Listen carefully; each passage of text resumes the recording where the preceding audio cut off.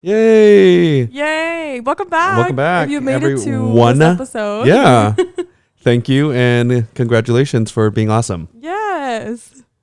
Tonight, Dun, dun, dun. today, whatever. Yes. Today, Janeth forgot her laptop at work where all her notes were. So, That's all right. We're going to be talking about Dia De Muertos. Dia de Muertos. So Yes. So this whole time I've been saying Dia de los Muertos. I thought it was Los Muertos. Yes, but the way that I was reading on all these articles, it says it's actually pronounced Dia de Muertos. So I was like, oh. I've been wrong this whole time. I mean, I don't think you're the only one that's been wrong. I feel like everyone says Dia de los Muertos. I think so, yeah. Is the dead, like the plural, and then okay. I'm gonna then go we're to getting into and see what it says because language. they have a whole set. Someone be like, "Sir, that is wrong." I feel like maybe Party City had something, and I just didn't even look at it. Maybe I don't know. Wow. As a lot of you may know, I guess. So it's basically a celebration of life of our loved ones. It's mostly celebrated in Mexico. That's where it originated. Lot of Latin America celebrates it too. I think Brazil does. I was reading a little bit of Brazil, and some of the Caribbean also celebrates it. I'm like, that's kind of cool. And You say Caribbean, I say Caribbean. Caribbean, That's like right. pirates of the Caribbean. It's like a tomato. Is it? Wait, is there? I say Caribbean. Am I saying it wrong? No, there's people that say Caribbean. My bad. Sorry, I digress. El Caribe. I don't know. El Caribe. El Caribe. El Caribe. Anyway, so it dates back to the Aztecs. They originally celebrated it in April, July, and October. Now, if you're Latino, it's celebrated November 1st and 2nd, the first being for adults and then the second being for children. I'm sorry, vice versa. I think it's first kids, then adults. See, I didn't even know that. I thought it was just one day. No, I thought it was the day after the American Halloween, or I think we're the only ones that celebrate Halloween, right? Apparently, Halloween also comes from Spain, which was celebrated because of Dia de los Muertos. So it was the celebration before. Got it. So like the parties would go on, not parties, should I say, but the celebration would go on for so long that was like the eve. And it's the way that it's pronounced, it kind of sounds like Halloween. Right. And I think that when it came over here, that's when we took it over as Halloween.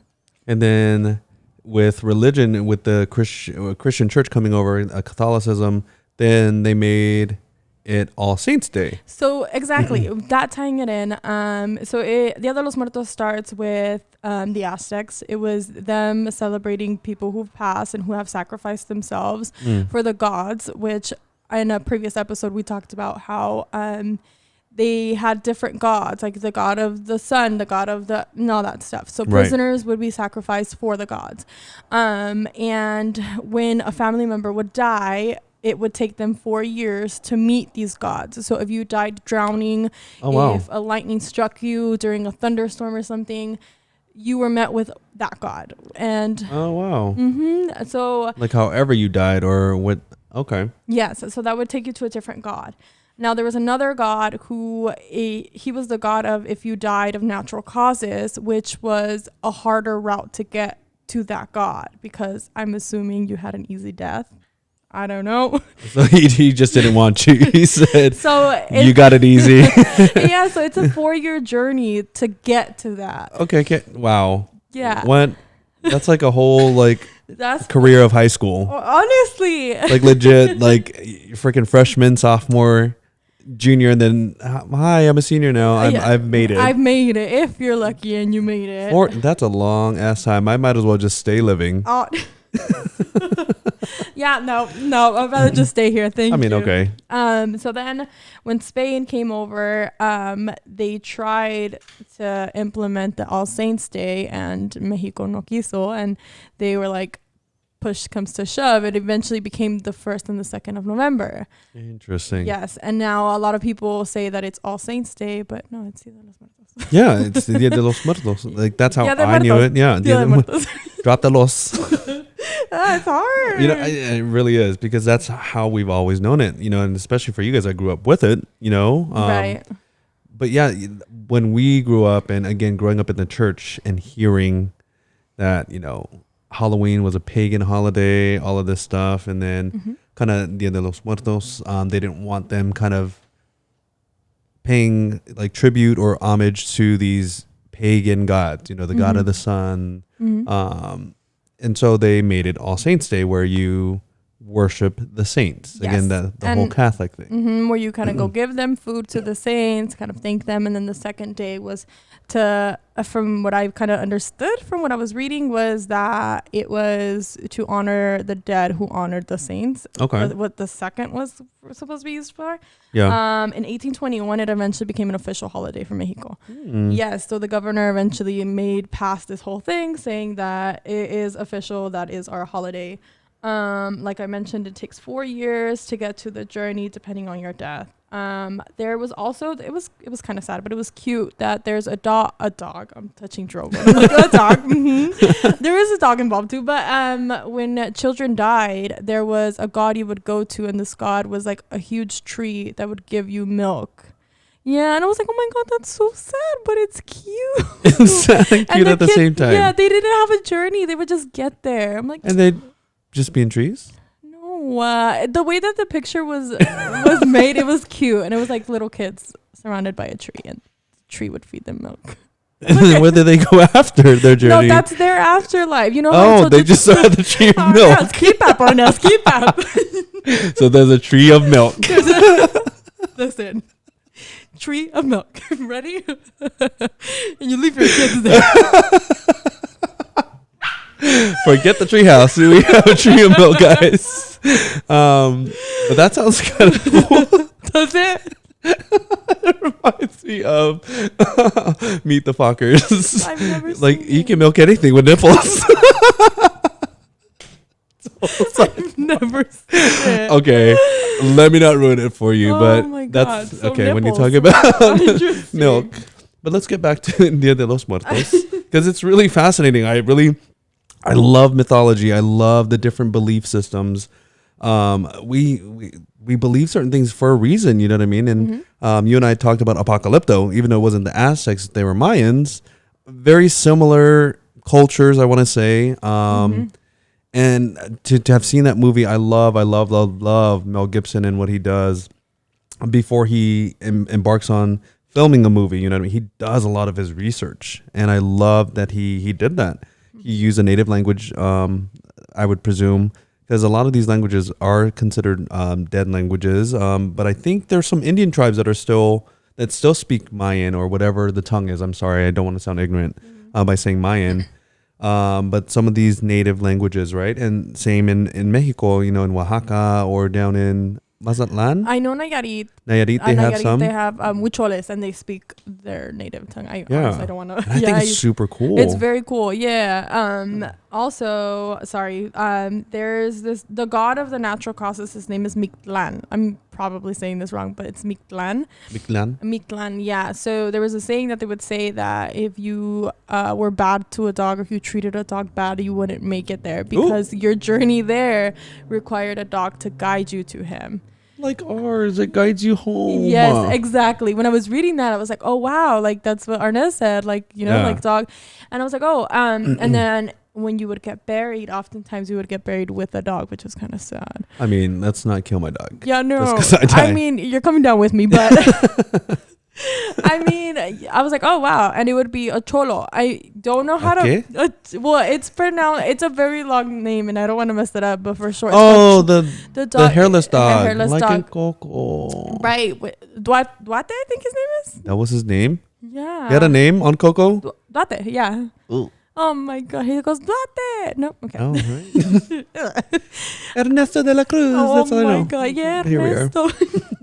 But yeah, so that is actually the official dog of Mexico, which is the cholo. So I don't like saying cholo because it sounds like a gangster. I think it's like there's an X in there, no?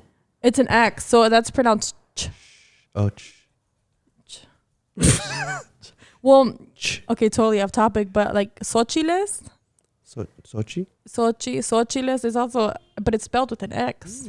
So it's like Xiomara. Xiomara. Oh, that's my sister-in-law. Yeah, Xiomara. With an X. Okay.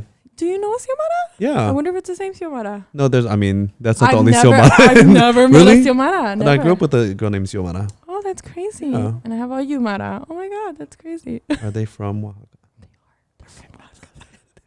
Shout out to Oaxaca. Shout out to Oaxaca. Oh, there's a fly. There goes that spirit. A stop. But yeah, so they would oftentimes bury you with a dog. Yeah. So he would guide you through it. Really cool. Yeah.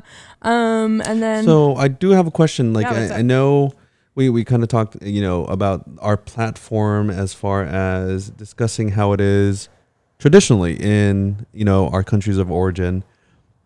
Like, what do you see as far as that being celebrated here? I don't know what it looks like being celebrated in Mexico versus how we celebrate in America, Right. and we talked, you and I have talked in length about the history of some of these states, right? So like California, Nevada, New Mexico, Arizona, Texas, that all belonged to Mexico at one point, right? There was the northern states, and then there's a lot of infused culture. Plus, there's a whole lot of the Mexicans that live here. So, what do you see as far as similarities and differences in how they celebrate there versus here? And what are some of the thoughts that, like, our generation, Right. how do they view it? Right. So it's very, very different compared to not drastically different, but in Mexico, I've never had the ability to go, but I would love to. Yeah. But they go all out, like your whole family like camps out at the Aww. church, and keep in mind that their cemeteries are completely different to here. It's not just a tombstone there. They look like houses, like they're meant for you to be there on their grave. They're big, they have porches, some of them have AC. I'm not even kidding you, like some of them are huge. So you camp out all there.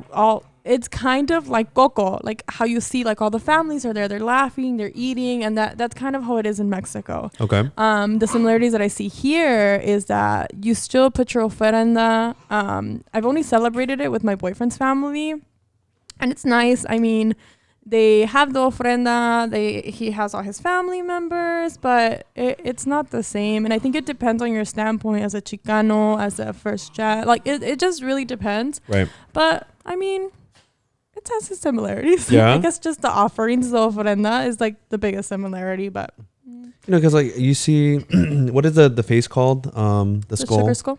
What is it called? The Catrina. Is there like a different name for it? Catrina and the sugar skull. In Spanish? Catrina. That's it? That's Okay. Catrina. Because like I see a lot of that like kind of being synonymous with Dia de los Muertos, right? You see a lot, the skull, the different designs and all that good stuff. And then you get people who just associate that with the whole Dia de los, but it's nothing more. You know what I mean? Mm-hmm. Like they know what it's meant for, but they don't do kind of all of the different steps. Right. Or there's some maybe Latinx or Mexicans that don't see the need to because they're here again in America. And like you said, I guess depending on what generation they are, are they first, second, third? You've been here forever. Your entire family has a Mexican last name or a Hispanic last name, but you don't even know anything about it. Right. So I can see that being a thing, Yeah. So that's why I was just a little curious. Yeah. And then also I kept mentioning about the ofrenda, and the ofrenda has different ways of putting it up. So the ofrenda is the offering to your family member who has passed or anybody who's passed. Okay. So the way that you do it is that you get a white tablecloth and you get salt. The white tablecloth represents the purity of them and their life. The salt is for their journey on their way here. They can stay tied together and they come holy. Aww. So we want them to come. Yes. We put I don't think they're called Xochimilco plants. I forget what they're called, but they represent the sun, and we're the marigold leaves. Yes. So we're showing you, we're guiding you where to come, and they represent the sun, and each petal is a sun, like a ray of sun. Like make sure you know where you're coming.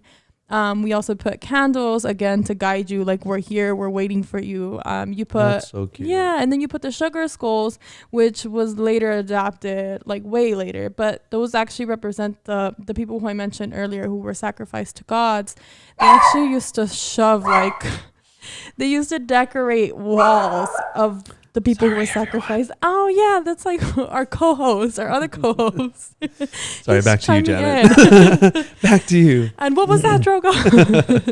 Yeah, so they would put the skulls of the people who sacrificed themselves. So that's what it's representing, the people who sacrificed themselves. And Bro, I don't even think they sacrificed themselves. I think We've people all seen sacrifice them. Apocalypto. Yeah, that's what I was thinking. It was like, "Ay." no one says, I volunteer. Please chop my head off and Yeah, throw it down the pyramid. That's what I was thinking. I was like, ay. Would you be standing in line? Hell no. I think, and there's different levels, right? So there's different, like the chief. I don't even, the kings, were there Aztec kings or were they chiefs?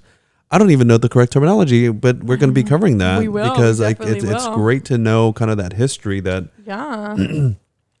you know, I vaguely remember learning about it in 7th grade, you know, the Olmecs, the Aztecs, and the Mayans, but you never know, are they the chief, the king? You know, I don't know. I'm going to actually look that up. And as a Mexican, sometimes I feel so distant because like, where am I supposed to learn this? Like my parents never taught me that.